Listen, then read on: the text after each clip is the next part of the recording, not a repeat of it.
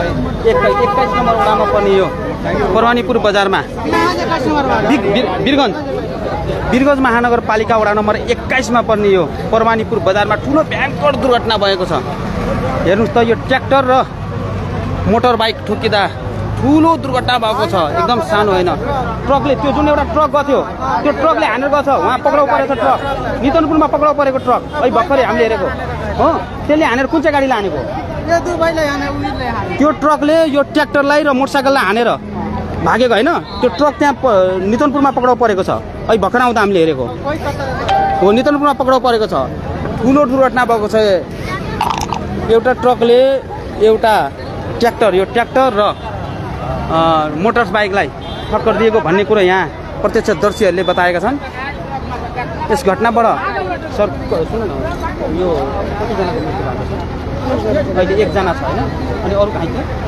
अब पत्ता हो।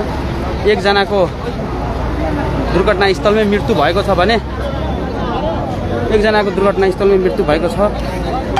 आदरणीय साथीहरू, यो भिडियोलाई सक्दो सेयर गर्नु होला। यति ठुलो दुर्घटना, भयङ्कर दुर्घटना भएको छ।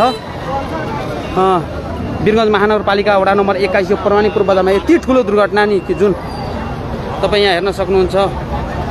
ट्रकले मोटरसाइकल र यो ट्र्याक्टरलाई ठक्कर दिँदा ट्र्याक्टर यो अवस्थामा छ भने मोटरसाइकल तपाईँ यहाँ हेर्न सक्नुहुन्छ। मोटरसाइकल उहाँ अगाडि तपाईँलाई म हेराउन गइरहेको छु। मोटरसाइकल कहाँ छ भने म तपाईँलाई देखाउन गइरहेको छु। मोटरसाइकल कहाँसम्म छिट्टै आएर पुर्याइदिएको छ तपाईँलाई म देखाउन चाहन्छु। मोटरसाइकलको हालत यहाँ हेर्नुहोस् कहाँसम्म पुगेछ। कृपया यो भिडियोलाई सेयर गर्नु। मोटरसाइकल हानेर कहाँ पुर्याएको छ? लगभग 50 मिटर जति ल। हेर्नुहोस् त मोटरसाइकल यही हो। हेर्नुहोस्, यो मृत्यु हुने व्यक्ति त्यो मोटरसाइकलको हो, मोटरसाइकल चालक हो।